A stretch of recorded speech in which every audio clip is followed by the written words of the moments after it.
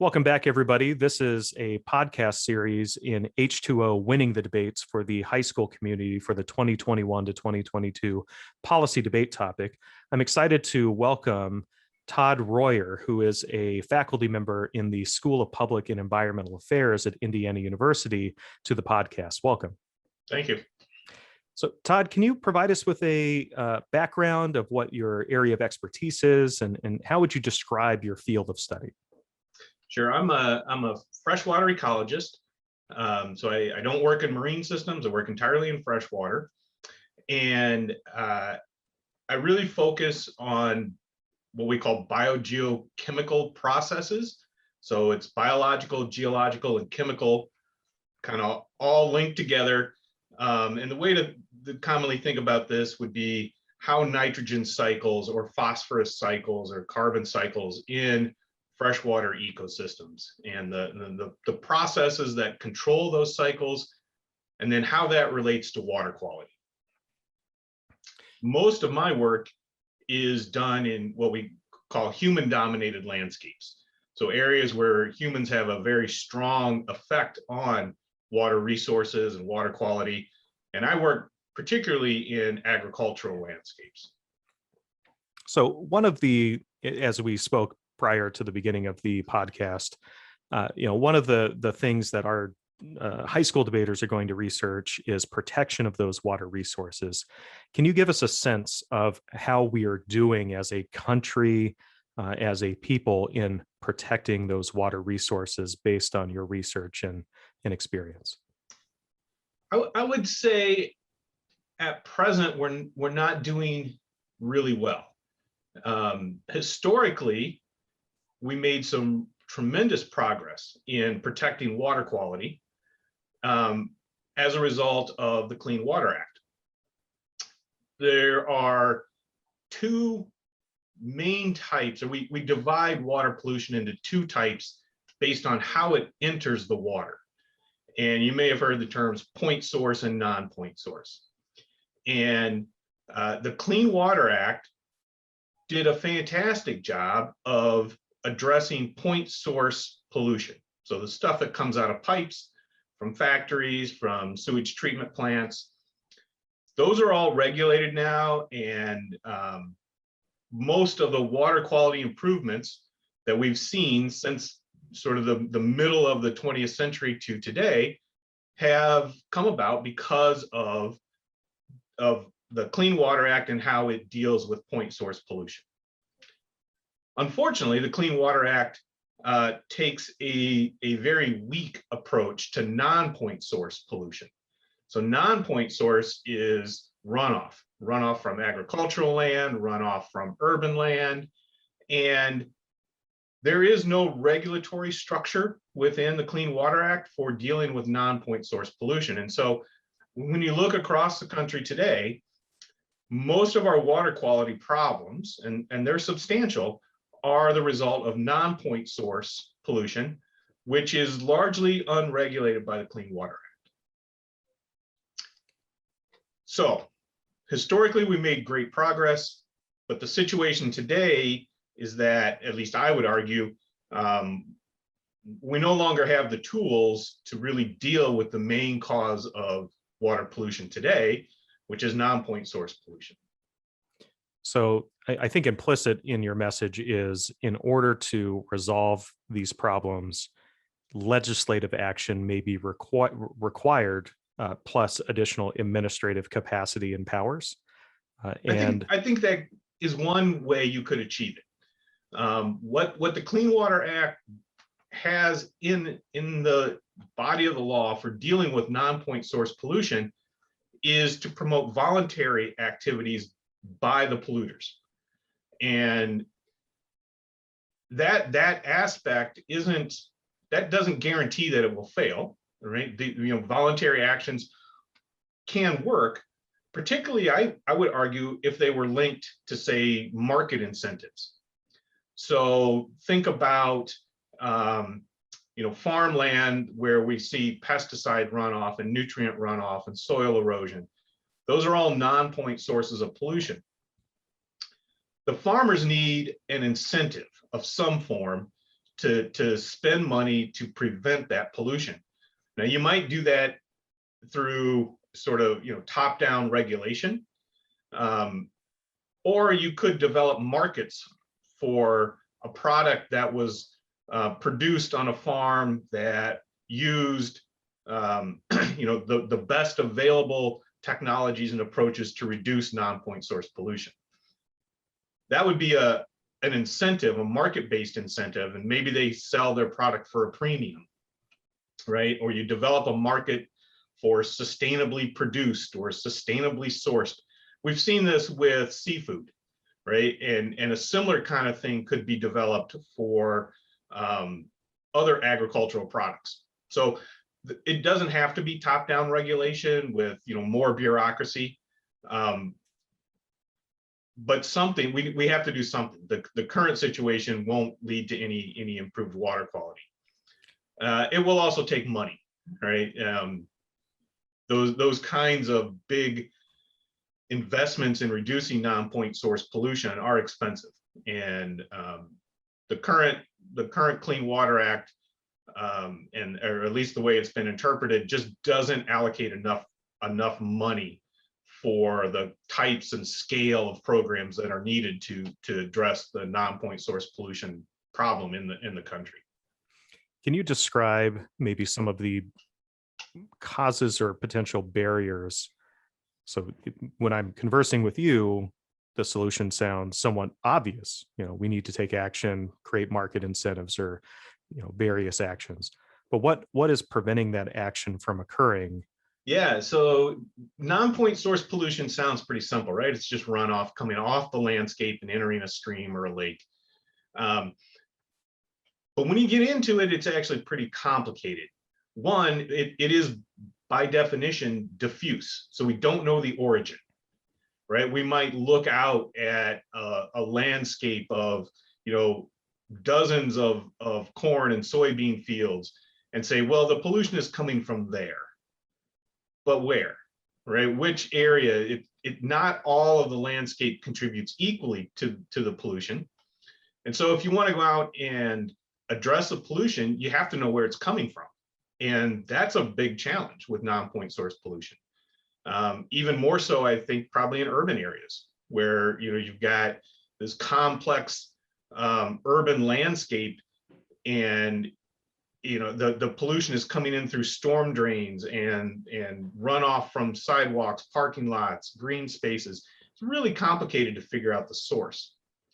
The other big challenge with non-point source pollution is that it's not happening all the time. It tends to be associated with wet weather, with storms, right? And so when we get heavy rainfall or snowmelt, that's when we tend to see inputs of non-point source pollution. That makes it very hard to predict when it's going to happen. We're not going to be any better at predicting that than we are at predicting the weather. And it also then means that as climate changes and timing and intensity of rainfall changes, the timing and intensity of non-point source pollution is going to change. So while it's fairly simple at first blush, it's pretty complicated when you really get into non-point source pollution and trying to figure out how to deal with it on a large scale, right? Like the scale of the nation or even a state. It's a big challenge. So one of the core aspects of this controversy is, as we look at the resolution and teams are going affirmative, I think it's very easy to find research on the problem, evidence of pollution, new types of pollution, persistent pollution, or overuse or whatever water. And then you insert a solution. The federal government should do something about it. Can you help us describe and understand maybe areas that the federal government would be good as a stakeholder and as an organization being involved in this, and maybe ways that they wouldn't be great at it, and possible examples of failures in the past? Yeah, I think that what the federal government in dealing with water pollution, what they are particularly good at doing is allocating money, right? So distributing what we call federal pass-through money and getting that out to municipalities that need it. And this is done within the Clean Water Act.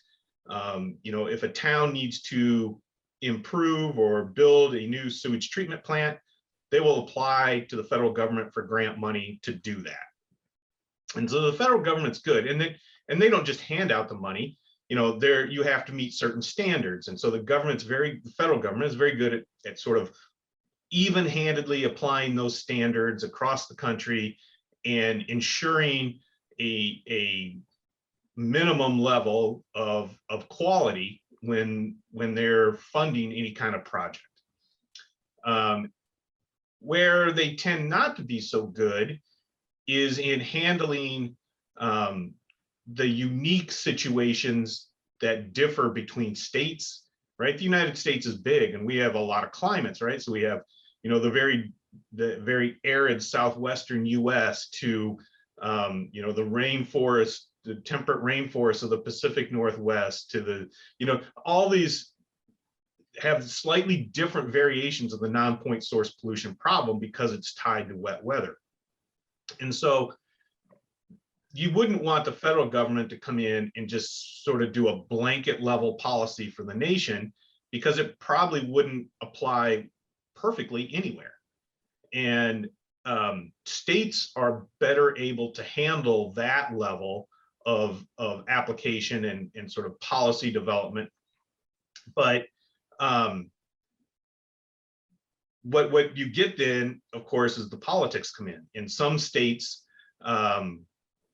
will consider non-point source pollution a big problem, and other states will consider it not such a big problem, right? And that could vary based on not just the climate and the amount of pollution, but their political leanings as well, or their economies, right? If your state is heavily dependent, like many of the Midwestern states, on row crop agriculture, which generates a lot of non-point source pollution, you're going to view non-point source pollution a little differently than a state, in a state where that's not the case. So the federal government has a role here, but it can't solve the problem by itself.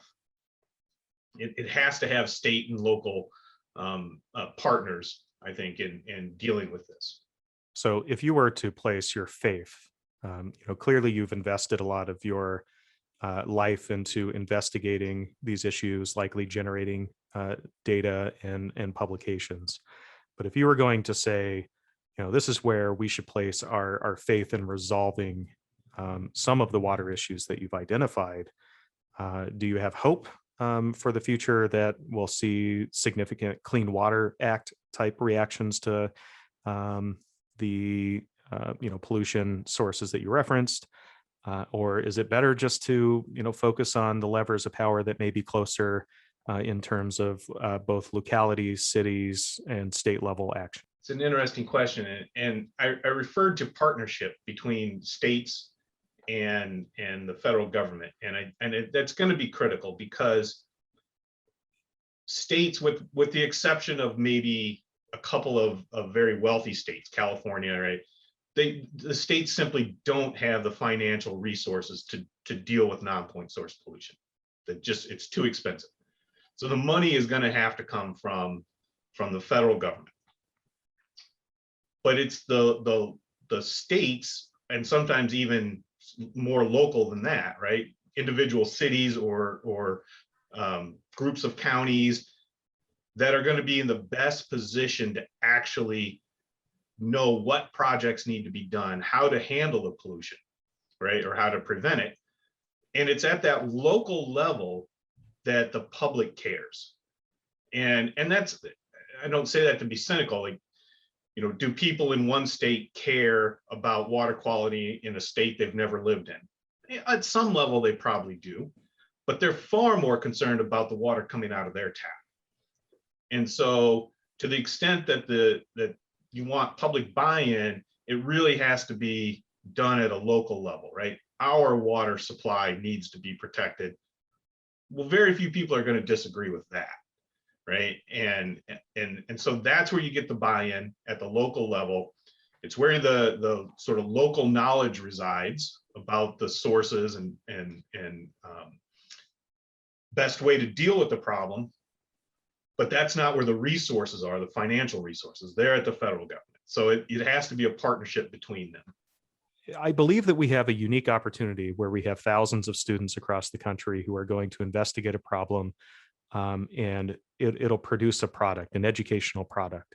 And so I don't know if you have suggestions on a few levels on this. One is accessing this information and making sense of it. And I think often when it comes to some of the literature, the language can be pretty dense, certain jargon that experts use that may cause maybe a confusion within public-oriented discourse and things like that. So how can one approach the good science and learn it and then place it into arguments? And the second aspect is if you have suggestions for quality research, is there bad research out there in which students can be driven in the wrong direction? And is there good research? And if you have suggestions on where to look? Yeah, so is there bad research? So there probably is. If not outright bad, there is what I would call agenda-driven research. And I might not even call it research, but I think, so how do you identify that? Well, is the information, whether it's research or a summary or whatever, who's producing it? And if the organization producing it represents polluters, and I'm using that term not to say that they're anything bad, right? But they are the ones generating the pollution, not intentionally, right? In the case of non-point source pollution, right? So farmers don't intentionally want pesticides or fertilizer to get into a waterway. Urban areas, nobody's intentionally doing anything to create urban runoff, but they are the pollution generators. And if an organization represents the people generating the pollution, that's going to be agenda-driven or biased information in most cases, perhaps not in every case. That's where you want to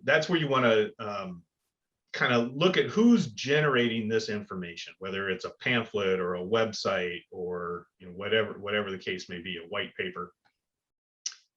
In terms of where to start, the U.S. Geological Survey has a website, actually a series of websites on really introductory level information on water resources generally.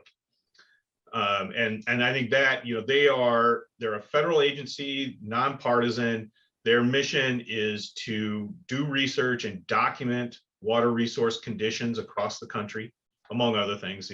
USGS also does earthquakes and volcanoes and stuff, but they are the primary research organization for water resources in the United States. Their information is extremely reliable. It's very accessible. They will write at high school level. They produce highly technical documents as well, but they have a series of websites that are very accessible. The other good organization is EPA, and EPA has a website on non-point source pollution that talks about in more detail all the stuff I've mentioned, where it comes from, its relationship to wet weather, how it's dealt with, and it has some case studies of successes. And I think those two, if I was to say, what websites to go to, EPA and US Geological Survey are the two I would start with. The other place that I think sometimes gets forgotten about is just a good introductory level textbook on water resources. And there are lots of them. They will provide this sort of, I would say they're sort of the first entry point, right? Is those introductory textbooks. And they can really, the nice thing about a good textbook is it covers the entire field. And so you can quickly get, a little bit of material on everything. And water resources, of course, is a huge topic. And so a textbook like that is a good starting place. So I think that's a good pivot point. And I think a lot of the people that'll listen to this material, one of the questions they have is, what is this thing, water resource? And especially on the other side of it, what is a protection of a water resource? So can you help us define it? When people hear the term water resources, probably the first thing they think about is their own water supply, right? The water at their house. Where does it come from? And this has been, it makes the news with events like the lead contamination at Flint and other things where people get really interested and concerned about their local water quality. And I think that's where most people think about water resources. I think about water resources in a much broader way. I would include, it's not just the water coming out of your tap. Of course, that water is coming from somewhere, a reservoir or a river or an aquifer. Those are all part of our water resources. Those are ecosystems. Those are freshwater ecosystems. Those streams, rivers, lakes, even the aquifer is an ecosystem. And so when I think water resources, I include the entire freshwater ecosystem in that. So everything from the bacteria up to the fish, right? Or even the waterfowl. So in my mind, water resources is not just the water that we use on a daily basis. It's the ecosystems from which that water comes and everything supported by those ecosystems. So don't think of it as just the reservoir where my water comes from, but that reservoir is being fed by streams and rivers that are connected, right? And there's groundwater around there. So that entire freshwater ecosystem, including all the organisms that it supports, is part of my definition of water resources. On the other end, I include things like transportation on water. So our major rivers like the Missouri, the Mississippi, the Ohio, the Illinois, all support commercial barging. Millions of tons of commodities move up and down those rivers on barges. That transport of goods is supported by our water resources, right? It's supported by those rivers. So you can think about not just the water coming out your tap, but the ecosystem, as well as our use of those ecosystems, is all falling under this really big umbrella of water resources.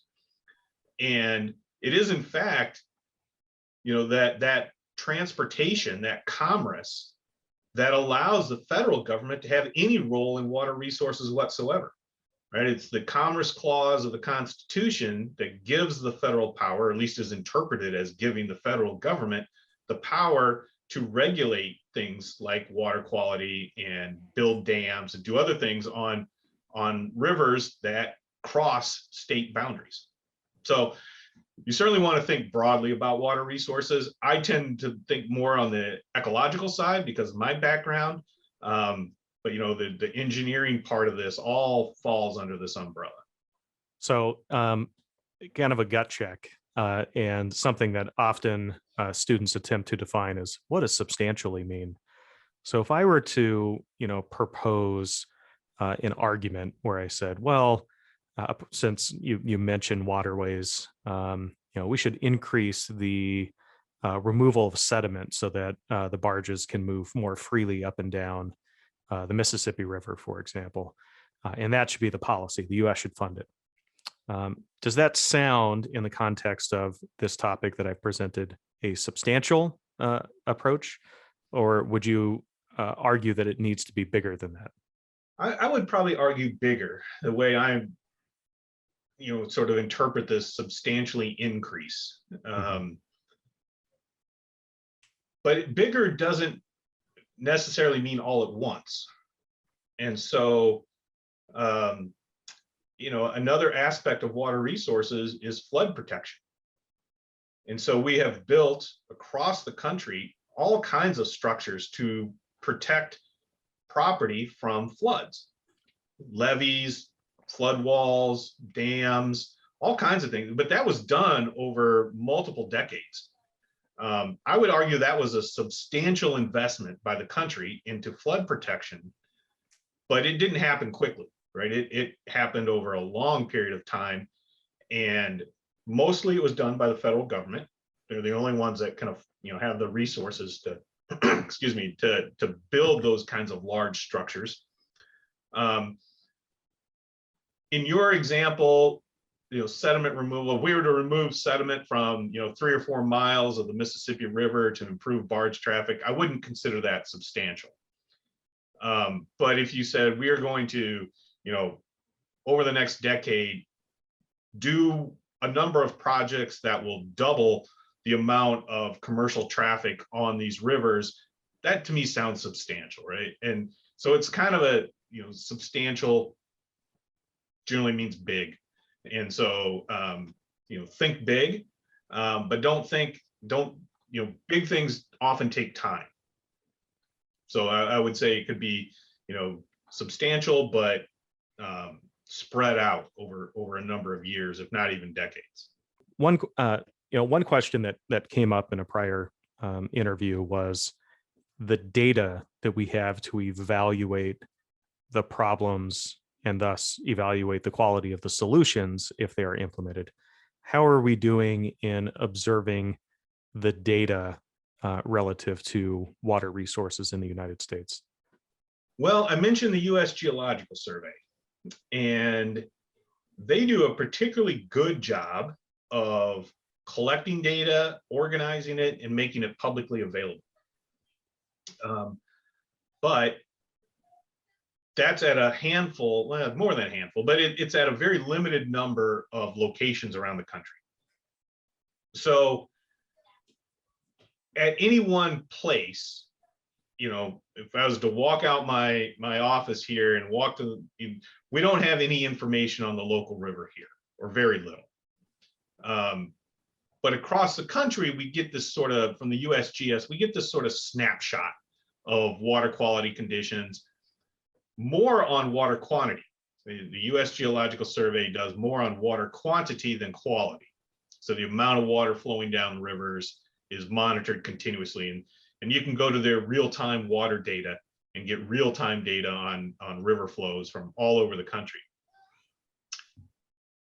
Water quality data, we don't have as much. And when you bring it down to a local scale, often we have very, very little. And so I think,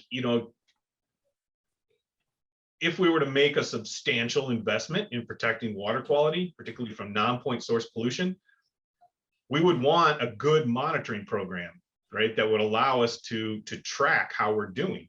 You want to know, what's often called return on investment. We invest a lot of money in this. Are we getting anything in return? That does require a lot of data collection. And there's a fair amount of data collection required by the Clean Water Act right now, but every state is allowed to do it differently. And most states do it, somewhat in similar manner, but enough differences among states that you can't just put it all together and say, here it is for the country. Then there's a number of limitations on data. The first one being that nobody outside of researchers, like me at universities, nobody's collecting information or collecting data on anything that they're not required to by law. So states are required to do certain things by the Clean Water Act, and that's what they do. And again, with very few exceptions, they don't collect anything else. So, we learn about things like, pharmaceutical compounds in our water supplies from academic researchers going out and studying these things. They're not regulated. They're not required to be monitored. So in that regard, there's a lot we could improve with data collection in a sort of standardized way across the country, or at least regions of the country.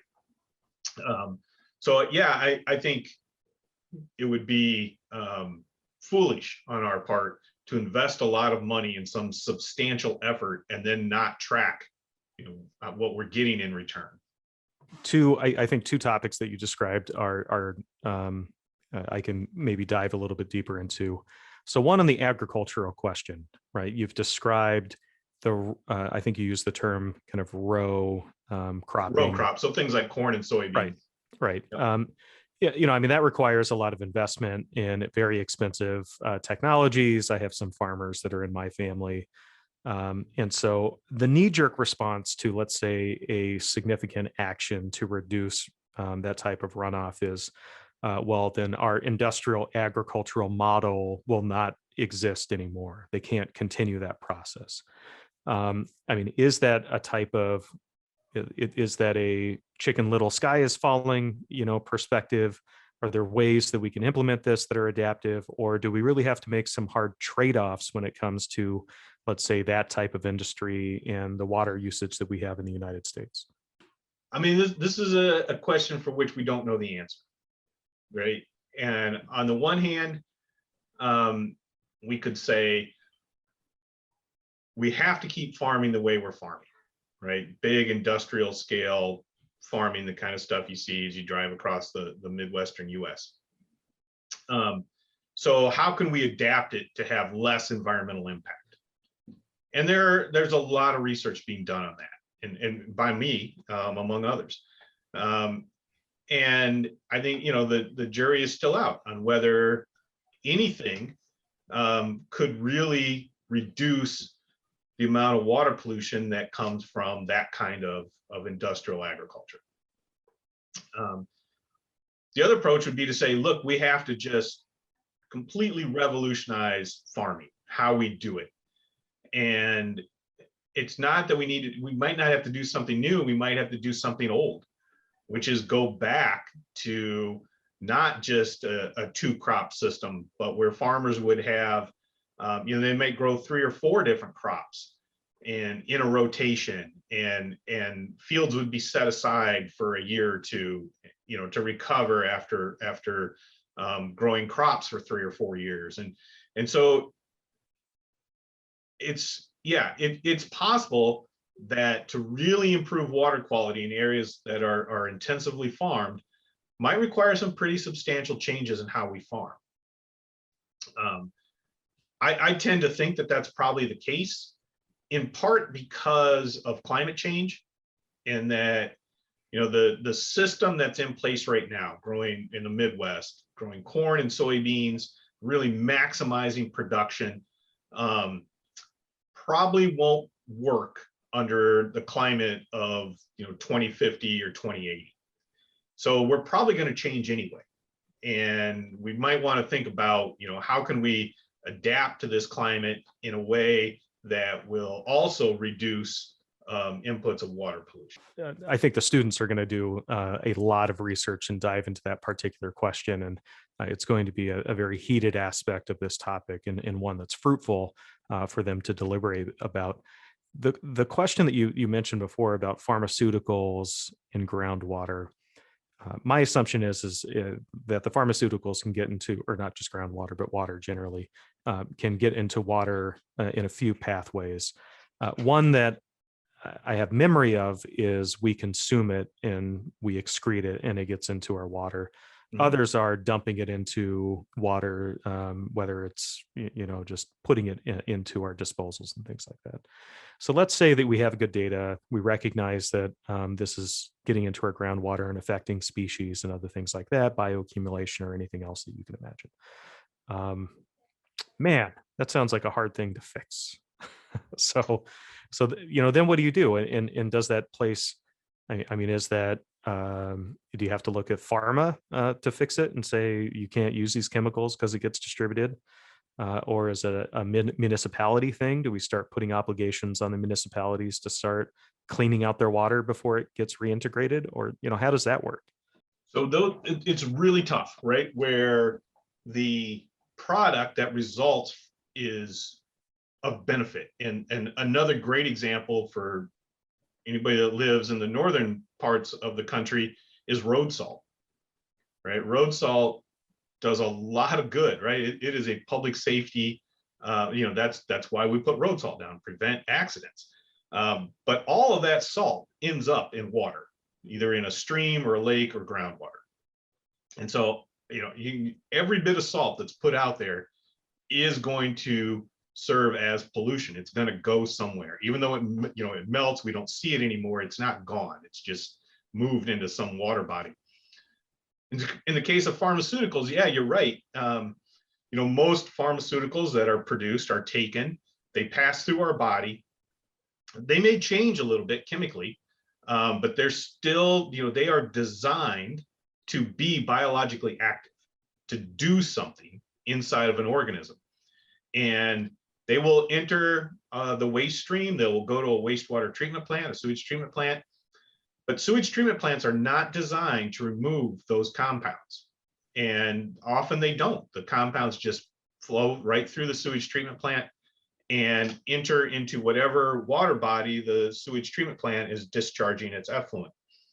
And it has real effects, right? And there are a whole series of studies that show the feminization of fish populations downstream of large urban wastewater treatment plants because of the estrogen mimics that are being taken by people. They pass through and they affect the fish, and they cause the fish to be what we call intersex, right? To have both male and female gonads, and obviously they can't reproduce, and so they're the fish populations suffer. So the answer clearly is not stop taking medicine, right? That's not going to make any sense. Perhaps we think about how medicines are prescribed. What do you do with medication that you haven't taken, right? And so I think it's often people just flush it down the drain, which is what you should not do, right? You should take it back. And some cities now have days where you can return, and some supermarkets even, you can bring your old medicines back. So sort of proper disposal is one aspect of that.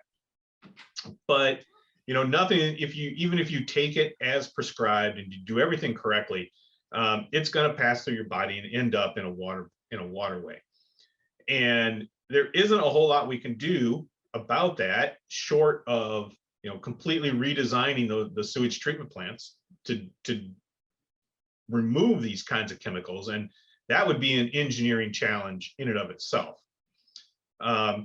Or on the other end, on the water treatment side, on our water supplies, we could add these compounds as primary water quality standards. The students should pay attention not only to the Clean Water Act, but also the Safe Drinking Water Act. And the Safe Drinking Water Act is where EPA is given the authority to regulate pollutants in our drinking water. And so there's a list of primary water quality standards that municipal water treatment plants have to meet. And pharmaceutical compounds are not on that list. So right now, they don't have to remove them from our drinking water supplies. Fortunately, the process sort of does remove some of them, but there have been studies, again, I think it was done by the US Geological Survey, that sampled drinking water supplies across the country and found measurable amounts of a whole suite of pharmaceutical compounds in drinking water across the country.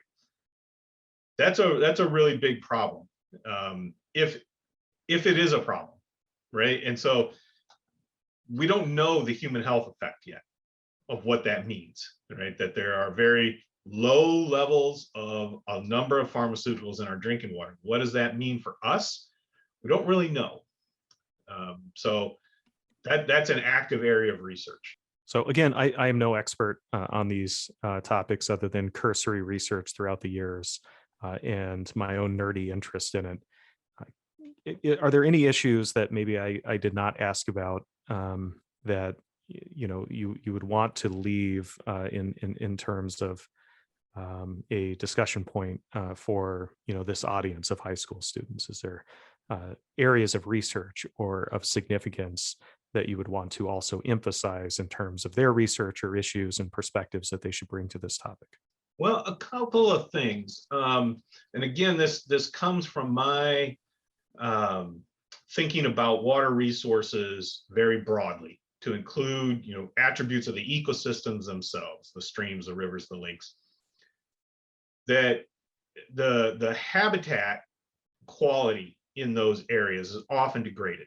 So if you think about a stream or a river, there's of course the water, right? And when people think about water resources, they tend to think about the water, the chemicals in the water, the makeup of the water. But the organisms that live in that freshwater ecosystem are equally dependent on the physical habitat, right? The rocks and the substrate and the woody debris in the river, and all of that is physical habitat that has been degraded over time, probably as much, if not more, than the chemistry of the water. And so when if you think broadly about water resources and you think about it as an ecologist, then you have to think about the habitat too, not just the water itself. Now, perhaps that goes too far off topic for the debaters, but I think it's an aspect of this, broad definition of water resources that often gets overlooked. And so, the way that we assess the health of our water quality and our water resources is in part with biological monitoring, we call biomonitoring, which is to go out and sample the fish and the aquatic insects that are in these habitats.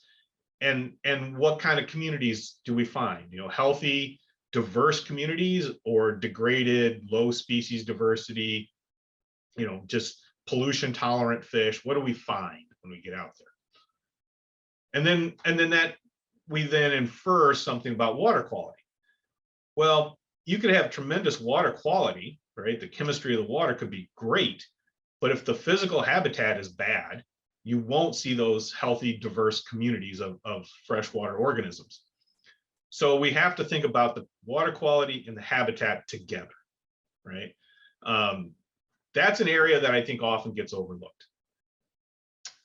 The other sort of point that I think hasn't, and this will sound odd, but hasn't gotten enough attention is climate change. So how can climate change? That's all we ever hear about is climate change, right? Yes, we hear a lot about climate change, but what does it mean specifically for things like how we monitor water resources, right? And what does it mean for infrastructure that we rely on, like those flood defenses, right? Those and water storage.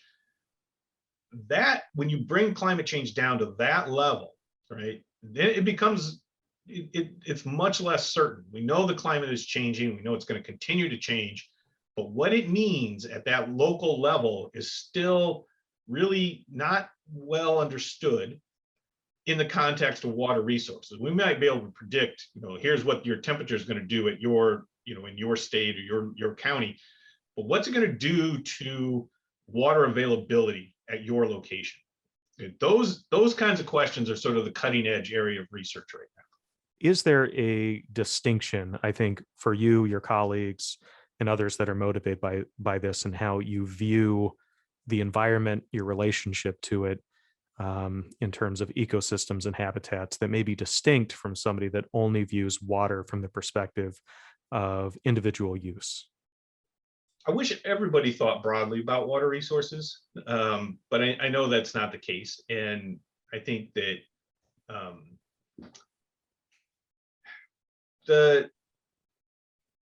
I guess what I would say is start local, right? So I would encourage people, if you don't know the answer to this question, you should go find the answer. Where does your drinking water come from, right? And it's probably on your city's website or somewhere it'll talk about that, but that's sort of I would say start there. And then, if someone is more interested on the engineering side, like the design of a new wastewater treatment plant, right? I mean, I think that's great. You don't have to think about the ecosystem, the freshwater ecosystems, but I think taking a more holistic view allows you to see how all the pieces fit together. And water resources is a really complex thing. Take a look in one of those introductory textbooks or the USGS website at just the water cycle, right? The global water cycle. And quickly, I think you will quickly come to realize the connectedness between not just the systems at any one location, but the global, right? The water cycle has a global component, and water moves around the world in a number of ways. You can think about, water evaporates from the ocean and then it's transported through the atmosphere and it falls on land, right? And of course, none of that is affected by political boundaries. So national boundaries, state boundaries, none of that matters for any of that. Water also moves around in products. And so, the students are interested, they might go do a little bit of reading on virtual water, right? And virtual water is water that's used in the production of something. Could be food, it could be a car, it could be whatever. And then when that product is traded globally, internationally, right? You're not just selling, if we sell corn to China, we're not just selling them corn, we're selling them also all the water that it took to grow that corn. And when they're importing grain, right? When another country imports grain from us, they're also importing the water indirectly, right? And that's referred to as virtual water. And virtual water, you can look at I've seen graphics of the virtual water trade, and so really countries that are in very arid climates are importing a lot of materials that are water intensive to grow or to produce. That again is a way to think beyond just the, what comes out of my tap kind of thing. And it might give a sort of business perspective, right? Because when you're talking about trading commodities and products, you're entering into the world of business.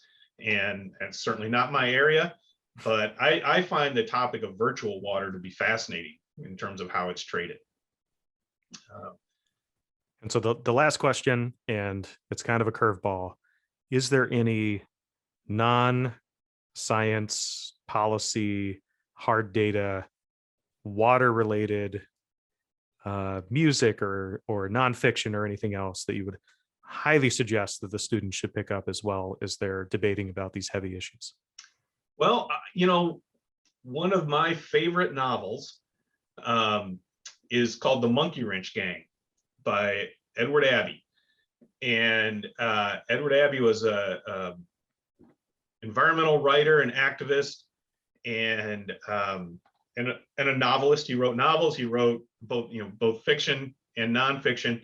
The Monkey Wrench Gang is centered on Glen Canyon Dam on the Colorado River, and I would recommend it to anyone. It's a great novel. It's set in the 1980s, so the setting is going to be a little different, but yeah, I mean, that was a novel that had a large influence on me when I was in college. And then in terms of music, I don't know that there's a lot of water-oriented music that I've really paid attention to. But I do like water. I like paintings that are water themed, right? And so I can't really name them off the top of my head, but when we go to an art museum, I take my daughter to an art museum or something, those are always the paintings that attract me the most, that have some kind of water element. And so yeah, I guess that would be my thoughts on the final question. All right. So, I just want to thank you again for the time that you've provided for this project. And, I think that the high school students around the country are really going to learn a lot. I certainly learned a lot, and will continue as, I move forward and talk with others.